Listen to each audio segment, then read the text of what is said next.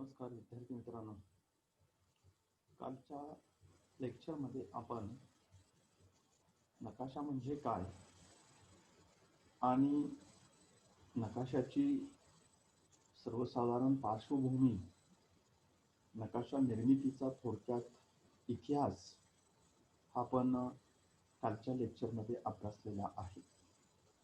आजच्या लेक्चरमध्ये आपण नकाशा म्हणजे काय आणि वेगवेगळ्या अभ्यासकांनी नकाशेच्या केलेल्या ज्या वेगवेगळ्या स्वरूपाच्या व्याख्या आहेत, या व्याख्या यांचा आढावा, यांची माहिती ती माहिती ही आपण आजचं असणारं जे लेक्चर आहे या लेक्चरमध्ये घेणार आहोत. बऱ्याच वेळेला आपल्याला माहित आहे की नकाशाच्या व्याख्या त्या व्याख्या केल्या जात असताना जे वेगवेगळे अभ्यासक आहेत, त्या वेगवेगळ्या अभ्यासकांनी त्याच्या केलेल्या ज्या व्याख्या आहेत, त्या व्याख्या या भिन्न भिन्न अशा स्वरूपाच्या किंवा वेगवेगळ्या प्रकारच्या असलेल्या आपल्याला प्रामुख्याने दिसून येतात.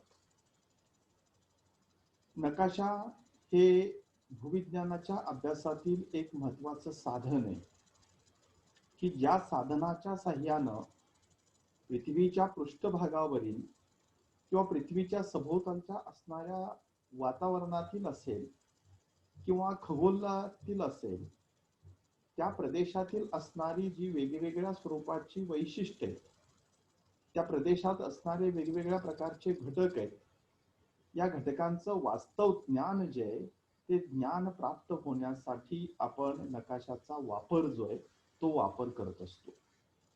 आणि म्हणून नकाशाच्या केल्या जाणाऱ्या ज्या व्याख्या आहेत, त्या व्याख्या जर आपण बघितल्या तर मंखाऊस नावाचे अभ्यासक आहेत, त्यांनी केलेली नकाशाची व्याख्या जी आहे ती व्याख्या ही काय सांगते तर त्यांच्या मते निश्चित प्रमाणाच्या साह्याने, म्हणजे एक प्रमाण जे आहे ते प्रमाण निश्चित करायचं आणि त्या निश्चित प्रमाणाच्या साह्याने पृथ्वीच्या पृष्ठभागावरील काही वैशिष्ट्ये यांचे केलेले चित्रण म्हणजे नकाशा होय. आपल्याला माहित आहे की आपण थोडक्यात सध्या चित्रण करतो. चित्रण म्हणजे थोडक्यात आपण व्हिडिओग्राफी करतो किंवा काही वेळेला आपण कॅमेरा घेतो आणि त्या कॅमेऱ्याच्या साह्यानं फोटो काढतो. फोटो काढत असताना आपल्याला एक गोष्ट माहित असते की फोटो मध्ये असलेले घटक हे पृथ्वीच्या पृष्ठभागावर किंवा ज्या भागाचा आपण फोटो काढतोय त्या भागात ते घटक जसे आहेत तसेच घटक आपल्याला त्या फोटोमध्ये, त्या प्रतिमेमध्ये दिसून येतात. पण फोटो आणि नकाशा याच्यामध्ये जो फरक असतो तो फरक काय असतो तर तो फरक जर आपण बघितला तर आपल्याला असं लक्षात येतं की फोटोला प्रमाण नसतं. म्हणजे प्रमाण कशाला म्हणायचं हे पहिलं आपल्याला लक्षात घेतलं पाहिजे.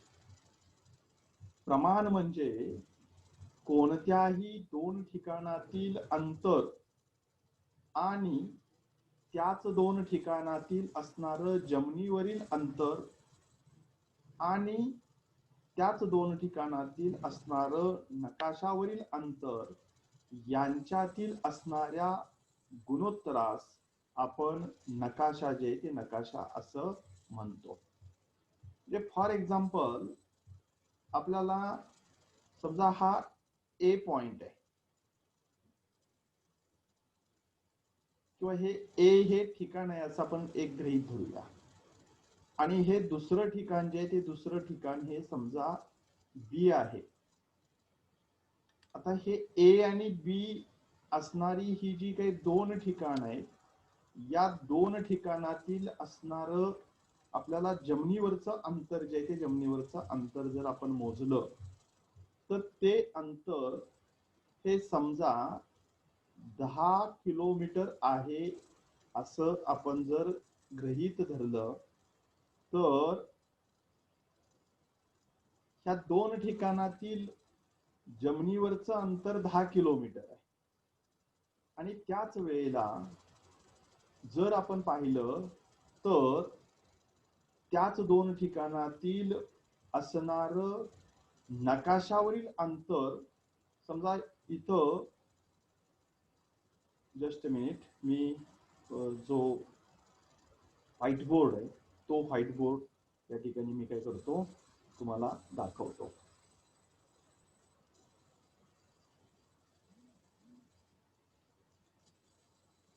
म्हणजे इथं ही दोन ठिकाणं आहेत बघा, म्हणजे ही दोन ठिकाणं, त्या दोन ठिकाणातील हे समजा हे ए ठिकाण आहे आणि हे समजा बी ठिकाण आहे, हे जमिनीवरचं अंतर आहे, किंवा हे आपण असं गृहीत धरूया हे वाळवा आहे आणि हे इस्लामपूर आहे. आणि या दोन ठिकाणातील जमिनीवरचं अंतर जे आहे हे अंतर 10 किलोमीटर आहे. आता हे जमिनीवरचं अंतर जर 10 किलोमीटर असेल आणि हा आपण एक वाळवा तालुक्याचा असणारा जो नकाशा आहे तो नकाशा इथं तयार केलेला आहे. आणि मग तिथं असणारं हे वाळवा आणि हे दुसरं असणारं इस्लामपूर जे आहे ते इस्लामपूर, या दोन ठिकाणातील इथं नकाशावरचं अंतर जे आहे ते अंतर जर आपण मोजलं आणि ते अंतर हे जर 1 सेंटीमीटर असेल, या दोन ठिकाणातील अंतर जे आहे ते अंतर जर 1 सेंटीमीटर असेल, तर याचं प्रमाण जे ते प्रमाण कसं सांगितलं जाईल, तर हे प्रमाण सांगितलं जात असताना हे प्रमाण जे ते प्रमाण काय केलं जातं, तर 1 सेंटीमीटरला ला म्हणजे इथं गुणोत्तराचं चिन्ह जे आहे ते गुणोत्तराचं चिन्ह दिलं जातं. 1 सेंटीमीटर हे जे अंतर आहे, हे जे अंतर आहे, हे अंतर जर आपण बघितलं तर हे 1 सेंटीमीटर अंतर कुठलं आहे, तर ते आपल्याला माहित आहे की कागदावरचं आहे, म्हणजेच नकाशावरचं आहे. तर या 1 सेंटीमीटर अंतर जे या अंतराला काय केलेलं आहे, जमिनीवरचं अंतर किती आहे, तर हे 10 किलोमीटर जे अंतर आहे हे 10 किलोमीटर अंतर आहे. आणि म्हणून ते लिहिलं जात असताना कसं लिहिलं जातं, तर ते लिहिलं जात असताना 1 सेंटीमीटरला हे गुणोत्तराचं चिन्ह आहे. कशाचं गुणोत्तर आहे, तर कागदावरचं अंतर आणि जमिनीवरचं अंतर या दोन्हीचं गुणोत्तर जे आहे ते गुणोत्तर याच्यामध्ये सांगितलं जातं. आणि मग ते 1 सेंटीमीटरला किती आहे, तर 10 किलोमीटर आहे. म्हणजे या नकाशाचं प्रमाण जे असणार आहे ते प्रमाण किती असणार आहे, 1 सेंटीमीटरला 10 किलोमीटर इतकं प्रमाण जे आहे ते प्रमाण या नकाशाचं असलेलं आपल्याला दिसून येतं. आणि मग ते काय केलं जातं, तर तो जो नकाशा असतो त्या नकाशावरती हे प्रमाण जे आहे ते प्रमाण लिहिलं जातं.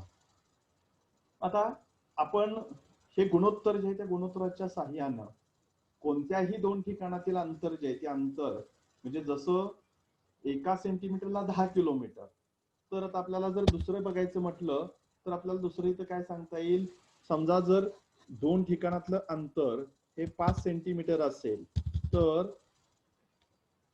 जमिनीवरचं अंतर किती असलं पाहिजे, 1 सेंटीमीटरला 10 किलोमीटर आहे, तर 5 सेंटीमीटरला 10 5 50, या दोन्हीचा तिरकस गुणाकार जर तुम्ही केला तर किती यायला पाहिजे अंतर, 50 किलोमीटर. या दुसऱ्या दोन ठिकाणातील अंतर म्हणजे जिथं नकाशावरती जर आपण बघितलं तर नकाशावरती आपल्याला लक्षात येतं की इथं आपल्याला जे अंतर आहे ते अंतर हे इथं इथून इथपर्यंत जे आहे ते अंतर ते किती असलं पाहिजे, तर ते 5 सेंटीमीटर जे ते 5 सेंटीमीटर असलं पाहिजे. आणि म्हणून मुख्यत्वे करून आपण 5 सेंटीमीटरला 50 किलोमीटर हे अंतर आपल्याला मोजता येतं. आता आपण पुढचा टॉपिक जो आहे त्या पुढच्या टॉपिकच्या वेळेला हे सगळं बघणार आहे. म्हणजे प्रमाण म्हणजे काय, प्रमाणाचे प्रकार कोणकोणते असतात, कोणतं प्रमाण कशासाठी वापरलं जात असतं, उपयोगात आणलं जात असतं. पण मला माहिती आहे की म्हणजे आपल्याला जेव्हा नकाशाची व्याख्या समजून घ्यायची आहे, ती व्याख्या समजून घेत असताना आपल्याला हे प्रमाण जे आहे हे प्रमाण म्हणजे काय हे माहीत असलं पाहिजे.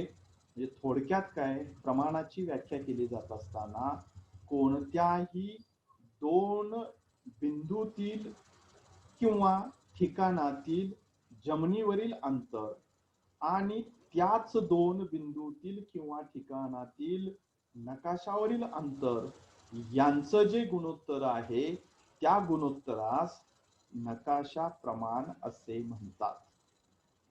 म्हणजे इथं आपण जे बघितलं ते काय काय दिसतंय बघा, ते 1 सेंटीमीटर अंतर जे ते कुठलं आहे तर ते नकाशावरच आहे. आणि हे 10 किलोमीटर जे अंतर आहे हे अंतर कुठलं आहे तर हे जमिनीवरचं अंतर आहे. म्हणजे 1 सेंटीमीटरला आपण 10 किलोमीटर हे या नकाशाचं प्रमाण जे आहे हे प्रमाण निश्चित केलेलं आहे. मला वाटतंय हे तुम्हाला समजलेलं असेल.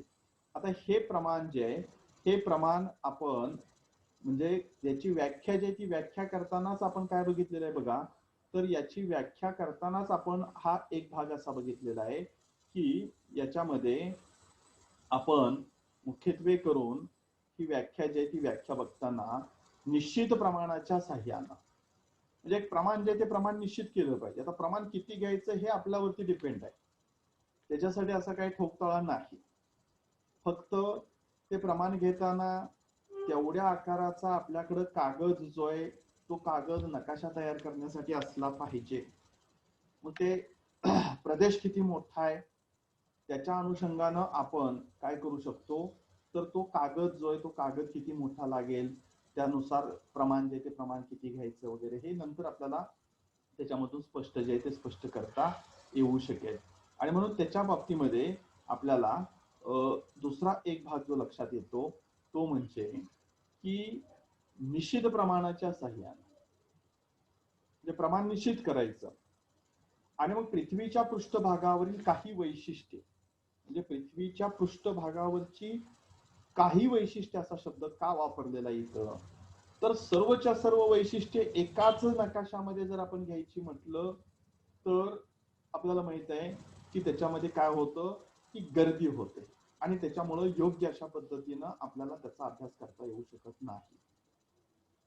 मग त्यामुळे पृथ्वीवरची असणारी काही वैशिष्ट्ये की जी वैशिष्ट्ये ही आपण जर पाहिली तर फक्त आणि फक्त मग काही नैसर्गिक घटक असतील म्हणजे समजा त्या प्रदेशातील असणाऱ्या नद्या असतील किंवा त्या प्रदेशातील असणाऱ्या मानवी वसाहती असतील किंवा त्या प्रदेशातील असणारे जे काही इतर घटक आहेत ते इतर घटक असू शकतील. तर केवळ काही वैशिष्ट्यांचं जे चित्रण केलेलं आहे. आता चित्रण करताना काय करावं लागतं तर चित्रण करताना त्यांची सापेक्ष स्थानं आहेत त्याच ठिकाणी ठेवावी लागतात. म्हणजे समजा एखाद्या प्रदेशाचा आपण नकाशा प्रमाणाच्या साह्याने तयार करायला आपल्याला आणि तयार करत असताना तिथं असणारे जे काही दोन समजा झाड आहेत त्या झाडामध्ये असणारं अंतर जेवढं आहे तेवढंच ठेवावं लागतं. ते अंतर हे जरा थोडस लांब लांब ठेवलं तर कागदावर काढलं तर चांगलं दिसेल किंवा ते उजव्या बाजूच्या ऐवजी डाव्या बाजूला काढलं तर चांगलं दिसेल किंवा ते घर आहे त्या घराच्या पाठीमागच्या बाजूला काढलं तर चांगलं दिसेल असं करून चालत नाही. त्याच्यासाठी आपल्याला तिथं असणाऱ्या त्या घटकांचं म्हणजे ज्या घटकांचं चित्रण करणार आहे नकाशावरती त्या घटकांचं आपल्याला सापेक्ष ठिकाणं जे असतात लोकेशन्स ज्याला आपण म्हणतो की लोकेशन्स आहेत त्याच ठिकाणी ठेवावी लागतात. त्याच्यामध्ये बदल जो आहे तो बदल करून चालत नाही. आणि म्हणून मंखाऊसच्या व्याख्येमध्ये अगदी सोपी व्याख्या सांगितली आहे. काय म्हटलं त्यांनी की निश्चित प्रमाणाच्या साह्यानं म्हणजे एक प्रमाण निश्चित करायचं आणि त्या प्रमाणाच्या साह्यानं पृथ्वीच्या पृष्ठभागावरील काही वैशिष्ट्यांचं केलेलं चित्रण म्हणजे नकाशा होय. ही व्याख्या मंखाऊसनी केली. मात्र ही व्याख्या जी आहे ती व्याख्या ही तेवढी परिपूर्ण अशी वाटत नाही. ही पुढच्या व्याख्या आपण ज्या वेळेला बघू त्यावेळेला आपल्याला लक्षात येईल की पुढे केलेली जी काही व्याख्या त्या व्याख्यांच्या मध्ये आपल्याला या गोष्टी ज्या त्या गोष्टी स्पष्ट होतील की मंखाऊसनी केलेली जी काही व्याख्या ही व्याख्या का परिपूर्ण नाही. त्रिवार्ता आणि फिंच नावाचे जे अभ्यासक आहेत त्या अभ्यासकांनी एक छोटी व्याख्या जी ती व्याख्या इथं त्याच्यामध्ये त्यांनी सांगण्याचा प्रयत्न केलेला. ते काय म्हणतात की नकाशा म्हणजे पृथ्वीच्या पृष्ठभागाचे आलेखीय चित्रण होय. पृथ्वीच्या पृष्ठभागाचे आलेखीय चित्रण होय. आता आपल्याला माहित आहे की आलेख हा काढताना आपण कुठं काढतो तर कागदावरती काढतो. आलेख पेपर जो असतो त्या पेपरवरती काढतो. आणि आलेख काढताना आपल्याला सगळ्यात महत्वाची जी गोष्ट आवश्यक असते ती म्हणजे त्या आलेखासाठी आपल्याला प्रमाण जे ते प्रमाण घ्यावं लागतं. म्हणजे आपण एक काहीतरी ठरवतो, 1 सेंटीमीटरला 1,00,000 लोकसंख्या किंवा 1 सेंटीमीटरला 100 रुपये किंवा 1 सेंटीमीटरला 1000 क्विंटल धान्य, असं काहीतरी प्रमाण ठरवतो. त्या प्रमाणानुसार दिलेली जी काही आकडेवारी आहे त्या आकडेवारीच्या साह्यानं काय करतो आपण, तर त्या आकडेवारीच्या साह्यानं आपण त्या ठिकाणी तो आलेख जो आहे तो आलेख काढतो. आणि म्हणून त्रिवार्ता आणि फिंच यांच्या हे अभ्यासक जे त्या अभ्यासकांच्या मते नकाशा म्हणजे काय, तर पृथ्वीच्या पृष्ठभागाचं म्हणजे पृथ्वीच्या पृष्ठभागाचं आलेखीय चित्रण. आलेखीय चित्रण याचाच अर्थ थोडक्यात प्रमाण नुसार केलं गेलेलं चित्रण, प्रमाण निश्चित करायचं आणि त्या प्रमाणाच्या अनुषंगानं ते चित्रण जे ते चित्रण काय केलं जातं, त्यामध्ये सपाट पृष्ठभाग जो असतो, कागद जो असतो, त्या कागदावरती किंवा सपाट पृष्ठभागावरती हे चित्रण जे ते चित्रण केलं जात असतं. यालाच आपण काय म्हणतो, तर नकाशा जो तो नकाशा असं म्हणतो. ही त्रिवार्ता आणि फिंच यांनी केलेली व्याख्या आहे. मंखाऊस आणि त्रिवार्ता आणि फिंच यांनी केलेल्या व्याख्येमध्ये फक्त फरक काय आहे, मंखाऊस म्हणतात की निश्चित प्रमाणाच्या साह्यानं आणि त्रिवार्ता आणि फिंच म्हणतात की आलेखीय चित्रण. म्हणजे हे चित्रण जे असेल ते कसं असेल तर आलेखीय असेल. आलेखीय म्हणजे थोडक्यात प्रमाण जे त्या प्रमाणानुसार असणारं चित्रण असणार आहे, यालाच नकाशाचे ते नकाशाचं म्हटलं जातं. याच्यानंतर दुसरी एक व्याख्या जी ती डडले स्टॅम्प नावाचे जे अभ्यासक आहेत त्या अभ्यासकांनी केली. डडले स्टॅम्प काय म्हणतात, तर डडले स्टॅम्प यांच्या मते इथं ही व्याख्या जी ती व्याख्या करताना नकाशा म्हणजे संपूर्ण पृथ्वीचा किंवा तिच्या काही भागाचा, म्हणजे हा पहिला भाग जो तो भाग त्यांनी काय सांगितलेला आहे की नकाशा तयार करताना ज्या प्रदेशाचा नकाशा तयार करायचा तो प्रदेश कोणता आहे हे ठरवलं पाहिजे. म्हणजे समजा मला आज नकाशा तयार करायचा, मी नकाशा तयार करत असताना मी अगोदर ठरवलं पाहिजे की बाबा मला कुठला प्रदेश, कोणत्या प्रदेशाचा नकाशा करायचा आहे, तो संपूर्ण पृथ्वीचा करायचा आहे का पृथ्वीवरच्या तिच्या काही भागाचा करायचा आहे. म्हणजे समजा मी माझ्या घराचा जर एक छोटासा नकाशा तयार करणार असलो तरी तो सुद्धा काय तर त्या पृथ्वीवरचा काही भाग आहे. किंवा मी एक गाव घेतलं, त्या गावाचा नकाशा तयार करायचा आहे, तालुक्याचा एक नकाशा तयार करायचा आहे किंवा जिल्ह्याचा नकाशा तयार करायचा आहे, हे तयार करत असताना तो एक काय आहे तर तो एक भाग असलेला आपल्याला प्रामुख्याने दिसून येतो. आणि त्यामुळं नकाशा म्हणजे संपूर्ण पृथ्वीचा, म्हणजे इथं ही संपूर्ण पृथ्वी जे त्या पृथ्वीचा नकाशा तयार करायचा आहे किंवा तिच्या काही भागाचा, म्हणजे तो जो भाग असणार आहे तो भाग कसा असणार आहे, एक विशिष्ट प्रदेश असणार. मग तो एखादं गाव असेल, एखादा जिल्हा असेल, एखादा तालुका असेल किंवा कोणत्याही प्रकारचा एखादा भाग जो आहे तो एखादा भाग असेल. त्याच्या पुढे जाऊन ते काय म्हणतात की त्यावरील प्राकृतिक आणि राजकीय वैशिष्ट्ये, म्हणजे तो भाग निश्चित केल्यानंतर त्या प्रदेशातील जे प्राकृतिक घटक आहेत, मग प्राकृतिक घटक कोणते आहेत, तर तिथं असणारं हवामान असेल, तिथं असणारी भूरचना असेल, तिथं असणारी जलप्रणाली असेल, तिथं असणारे नैसर्गिक वनस्पती असतील, प्राणी जीवन असेल, हे सर्व घटक जे ते घटक म्हणजे काय आहेत, तर ते त्या प्रदेशातील असणारे ते प्राकृतिक घटक जे ते घटक आपल्याला दिसून येतात. किंवा दुसरं काय असू शकतं, तर राजकीय वैशिष्ट्ये जे ती राजकीय वैशिष्ट्ये असू शकतात. थोडस इथं विस्तारानं आपण नुसतं राजकीय याचा अर्थ फक्त राजकारणाशी संबंधित असणारे घटक एवढाच विचारात न घेता इथं आपण थोडस मानवी घटक जे ते मानवी घटक विचारात घेतले पाहिजे. आणि मग त्या मानवी घटकांची जी वैशिष्ट्ये, म्हणजे तिथं असणारी शेती असेल, तिथं असणाऱ्या वसाहती असतील, तिथं असणारे रस्ते असतील, तिथं असणारे उद्योगधंदे असतील, ही वैशिष्ट्ये इत्यादींचा, अथवा त्याने असं म्हटलेलं आहे की अवकाशीय घटकांचा, म्हणजे जसं आपण पृथ्वीच्या पृष्ठभागावरील काही घटकांचा नकाशा तयार करू शकतो, त्याच पद्धतीनं काही अवकाशीय घटक, म्हणजे ज्याला खगोलीय घटक आपण म्हणतो, त्या खगोलीय घटकांचाही पुढं ते असं म्हणतात सपाट कागद किंवा इतर ठिकाणी काढलेले चित्र असते.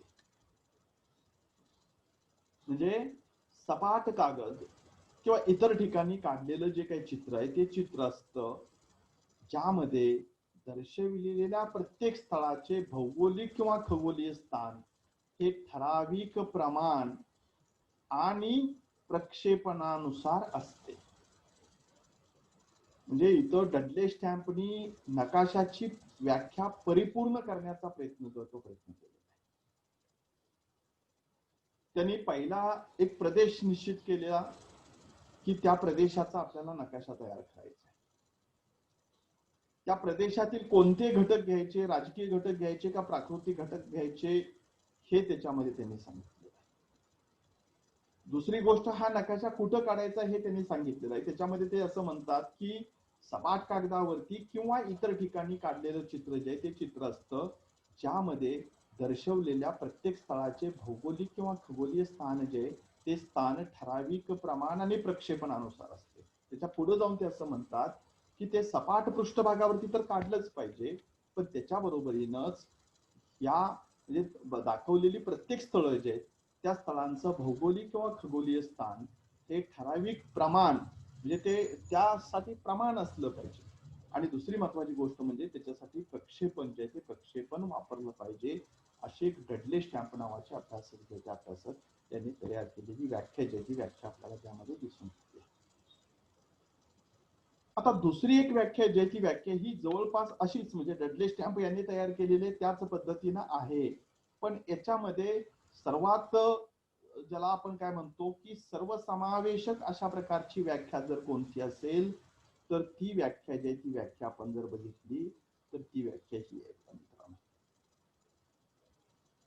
इथं काय सांगितलेलं आहे बघा की इथं हा सगळा जो काय पहिला भाग आहे तो म्हणजे आपण नकाशा कोणत्या प्रदेशाचा तयार करू शकतो, इथपर्यंत ही पहिली लाईन जी आहे, पहिली ओळ जी आहे, त्या पहिल्या ओळीमध्ये हा सगळा भाग आहे. म्हणजे त्याच्यामध्ये काय म्हटलेलं आहे, आकाशस्थ तारकामंडल किंवा नभोमंडल किंवा संपूर्ण पृथ्वी किंवा पृथ्वीवरील एखादा विशिष्ट प्रदेश. म्हणजे केवळ फक्त आपण पृथ्वीच्या पृष्ठभागावरील किंवा पृष्ठभागाचाच नकाशा तयार करतो असं नाही, तर तो नकाशा तयार करत असताना आपण आकाशस्थ तारकामंडल म्हणजे पृथ्वीच्या सभोवताली ज्याला म्हणजे किंवा पृथ्वी, ग्रह, तारे या सर्वांचं मिळून जे काही नभोमंडळ आहे, जे तारकामंडळ आहे किंवा ज्याला आपण विश्व म्हणतो, हे संपूर्ण जे काही विश्व आहे त्या विश्वाचा किंवा संपूर्ण पृथ्वी जे त्या पृथ्वीचा किंवा पृथ्वीवरील एखादा विशिष्ट प्रदेश जो आहे त्या प्रदेशाचं सपाट पृष्ठभागावर, म्हणजे ह्या प्रदेशाचं जे चित्रण आपल्याला करायचं आहे ते चित्रण कुठं करायचं आहे, तर ते चित्रण करण्यासाठी आपल्याला सपाट पृष्ठभाग जो आहे तो सपाट पृष्ठभाग या ठिकाणी आपल्याला घ्यायचा आहे. म्हणजे सपाट पृष्ठभाग जो आहे तो सपाट पृष्ठभाग घेताना तो आपल्याला समजा एखादा हा असा एक सपाट पृष्ठभाग जो आहे तो सपाट पृष्ठभाग आपण इथं काय केला, निश्चित केला. मग या सपाट पृष्ठभागावरती आपल्याला प्रामुख्यानं प्रदेश निश्चित करणं पहिलं काम असतं. म्हणजे पहिलं काम जे आहे ते पहिलं काम कुठलं आहे, प्रदेशाची निश्चिती जी आहे ती निश्चिती करायची. मग कोणता प्रदेश घ्यायचा, तर संपूर्ण जग घ्या, जगातील एखादा खंड घ्या, खंडापैकी एखादा देश घ्या, देशातील एखादं राज्य घ्या, राज्यातील एखादा जिल्हा घेऊ शकतो, जिल्ह्यातील एखादा तालुका घेऊ शकतो, तालुक्यातील एखादं गाव, गावातील एखादा गल्ली, गल्लीतील एखादं घर, घरातील एखादा आपण एखादी खोली सुद्धा त्यासाठी निवडू शकतो. आणि मग हा प्रदेश जो आहे तो प्रदेश निश्चित केल्यानंतर सपाट पृष्ठभागावरती त्याचं चित्रण करायचंय. पण हे चित्रण कसं करायचं, तर हे चित्रण करत असताना जसं आपण पहिलं बघितलं की त्यासाठी आपल्याला काय पहिल्यांदा केलं पाहिजे, तर त्याच्यासाठी आपल्याला सर्वप्रथम हे मुख्यत्वे करून आपण त्याचं प्रमाण जे हे प्रमाण आपल्याला पहिलं ठरवलं पाहिजे. तर समजा प्रमाण 1 सेंटीमीटरला आपण त्यासाठी घेतलेलं प्रमाण जे ते प्रमाण जर 10 किलोमीटर निश्चित केलं, म्हणजे तो नकाशा जो तयार करायचा त्या नकाशासाठी काय असलं पाहिजे, प्रमाण जे ते प्रमाण असलं पाहिजे. दुसरी महत्वाची गोष्ट म्हणजे तो नकाशा तयार करत असताना त्याच्यासाठी प्रोजेक्शनचा वापर जो आहे, म्हणजे त्याला आपण प्रक्षेपण म्हणतो, त्या प्रक्षेपणाचा वापर जो आहे तो वापर हा केला पाहिजे. म्हणजे प्रक्षेपण कशाला म्हणायचं आता हे समजावून घेतलं पाहिजे. प्रक्षेपण जे आहे ते प्रक्षेपण कशाला म्हणतात, तर प्रक्षेपण याचा अर्थच असा होतो की पृथ्वीचा आपल्याला माहित आहे की जो आकार आहे तो आकार हा स्पेरिकल आहे, किंवा पृथ्वी जी आहे ती पृथ्वी आपल्याला माहिती आहे की अशी गोल पृथ्वी आहे. आणि मग या पृथ्वीवरती अक्षवृत्त आणि रेखावृत्त यांची जाळी जी आहे ती जाळी या पृथ्वीवरती तयार केलेली आहे. आपल्याला माहिती आहे की अशी ही अक्षवृत्त आहेत आणि त्याचबरोबर इथं रेखावृत्त जे ती रेखावृत्त सुद्धा आहे. अशी जाळी जे अर्थग्लोब तुम्ही बघता त्याच्यावरती लक्षात येतं तुम्हाला की अशी ही अर्थग्लोबची जाळी आहे. आता ही जाळी म्हणजे काय, तर ही जाळी म्हणजे अक्षवृत्त आणि रेखावृत्त आहे. आता ती अक्षवृत्त आणि रेखावृत्त ही कशावरती आहेत, पृथ्वी गोलावरती आहे. अर्थग्लोब जो आहे त्या अर्थग्लोबवरती आहे. आणि मग ही पृथ्वी गोलावरती असणारी अक्षवृत्त आणि रेखावृत्ताची जाळी ही आपल्याला या सपाट पृष्ठभागावरती घ्यायची. आणि मग ती घेण्यासाठी जी पद्धती किंवा प्रक्रिया वापरली जाते, आता मी थोडक्यात तुम्हाला मी इथं दाखवतो किंवा सांगतो की काय केलं जातं. तर असा एक काचेचा पृथ्वी गोल घेतला जातो, त्याच्यावरती अक्षवृत्त आणि रेखावृत्ताची जाळी काढली जाते. ह्याच्या मध्यभागी म्हणजे इथं सेंटरला काय केलं जातो, एक दिवा जो आहे तो दिवा लावला जातो. दिवा मीन्स बल्ब जो आहे तो बल्ब लावला जातो. आणि मग त्या बल्बचा प्रकाश जो तो प्रकाश बाहेर पडताना जिथं जाळी आहे त्या जाळीला प्रकाश थटतो आणि मग त्याची सावली जे ती सावली काय होते, इथं असणारा जो सपाट पृष्ठभाग आहे त्या सपाट पृष्ठभागावरती निघते. म्हणजे ही जाळी जे ही जाळी आपल्याला तयार होताना या पद्धतीनं या सपाट पृष्ठभागावरती तयार झालेली दिसून येते. तुम्ही कुठलाही नकाशा जर बघितला तर त्या नकाशावरती अशा उभ्या लाईन्स ज्या असतात त्या उभ्या लाईन्स म्हणजे रेखावृत्त असतात, आणि अशा आडव्या लाईन्स ज्या असतात त्या आडव्या लाईन्स म्हणजे काय असतं, तर ती अक्षवृत्त जे आहे ते अक्षवृत्त असतात. आणि इथं त्याचं नंबरिंग लिहिलेलं असतं. फॉर एक्झाम्पल हे समजा 10 अंश असेल तर हे 10 अंश लिहिलेलं आहे, हे 5 अंश, हे 0 अंश, हे 15 अंश, किंवा इतर रेखावृत्ताचे नंबर्स जे ते नंबर्स त्यामध्ये टाकले जात असतात. आणि मग याच्या साह्यानं आपल्याला काय कळतं, तर याच्या साह्यानं जगामध्ये हा प्रदेश नक्की कुठं आहे हे समजतं, किंवा ह्याचं स्थान जे ते स्थान सांगण्यासाठी अक्षवृत्त आणि रेखावृत्ताचा आपल्याला उपयोग होतो. अन्यथा काय झालं असतं की हा तयार झालेला नकाशा जगामध्ये नेमका कुठं आहे हे समजू शकलं नसतं. आणि म्हणून त्याच्यासाठी योग्य अशा प्रकारचं जे प्रक्षेपण आहे त्या प्रक्षेपण वापरण्याची गरज आहे. म्हणजे सपाट पृष्ठभाग पाहिजे, दुसरी गोष्ट प्रमाण माहित असलं पाहिजे, तिसरी गोष्ट प्रक्षेपणाचा वापर जो तो वापर केलेला असला पाहिजे, सांकेतिक चिन्ह आणि खुणा यांचा वापर केलेला असला पाहिजे किंवा वापरलं पाहिजे. मग सांकेतिक चिन्ह आणि खुणा कशासाठी वापरायच्या, तर याच्यामध्ये आपल्याला माहित आहे की समजा मला इथं एखादं मंदिर दाखवायचं आहे, तर हे मंदिर दाखवत असताना त्याच्यासाठी काय केलेलं आहे की त्याला एक सांकेतिक चिन्ह जे ते चिन्ह ठरवलेलं आहे. आणि मग कुठलाही नकाशा जर असेल तर त्या नकाशामध्ये काय केलं जातं, तर असं ज्या ठिकाणी चिन्ह असतं ते चिन्ह म्हणजे तिथं मंदिर असतं. मस्जिद असेल, दर्गा असेल, किंवा त्या प्रदेशामध्ये एखादा ओढा वाहणारा असेल, नैसर्गिक वनस्पती दाखवायची असतील, टेलिफोनची लाईन दाखवायची असेल, तर त्याच्यासाठी सांकेतिक चिन्ह आणि खुणा यांचा वापर जो आहे तो वापर केला जातो. तिसरी महत्वाची एक गोष्ट जी असते ती म्हणजे सांकेतिक चिन्ह आणि खुणा ह्या जशा आपण वापरतो त्याच पद्धतीनं अजून एक महत्वाचा भाग जो असतो तो म्हणजे या नकाशाला काही रंगसंगती वापरली जाते. मग आता रंगसंगती वापरताना किंवा रंगाचा वापर केला जात असताना आपल्याला पाहिजे तसे रंग वापरायचे नाही. म्हणजे आता इथं जरा या कोपऱ्यात आपण हिरवा रंग दिला तर तो चांगला दिसेल, इकडे जरा केसरी दिला तर फार चांगला दिसेल, किंवा दोन्ही मिक्स करून जर आपण मध्येच रंग दिला तर चांगला दिसेल असं नाही. रंगसंगती सुद्धा ठरलेली, म्हणजे कोणते रंग कोणत्या घटकासाठी वापरायचे. शेती किंवा सखल प्रदेश असेल तर पिवळा रंग वापरतात. नैसर्गिक वनस्पतीचं आच्छादन दाखवायचं असेल तर हिरवा रंग वापरला जातो. जलप्रणाली दाखवायची असेल तर निळ्या रंगाचा वापर केला जातो. कंट्रोल लाईन्स जर दाखवायचे असतील तर तपकिरी रंगाचा वापर केला जातो. टेलिफोन लाईन्स दाखवायचे असतील तर ब्लॅक रंगाचा वापर केला जातो. रस्ते दाखवायचे असतील तर लाल रंगाचा वापर केला जातो. म्हणजे त्याच्यासाठी योग्य अशा प्रकारची ठरलेली निश्चित असणारी रंगसंगती जी आहे ती रंगसंगती वापरली जाते. त्याशिवाय त्या नकाशावरती दिशादर्शक जो आहे तो दिशादर्शक असतो. म्हणजे तुम्ही त्या नकाशावरती बघितलं तर अशा प्रकारचं एक चिन्ह असतं आणि इथं वरती यन म्हणून जे काय ते लिहिलेलं असतं. ते यन म्हणजे काय असतं तर नॉर्थ असते. म्हणजे त्या दिशा जी आहे ती दिशा आपल्याला समजली पाहिजे. आणि म्हणून ही दिशा जी आहे ती दिशा समजण्यासाठी म्हणून तिथं वरती नॉर्थ जे आहे ते नॉर्थ लिहिलेलं असतं. म्हणजे आपल्याला त्यामध्ये दिशा जी आहे ती दिशा सुद्धा दाखवणं हे खूप महत्वपूर्ण अशा स्वरूपाचं असलेलं आपल्याला प्रामुख्यानं दिसून येतं.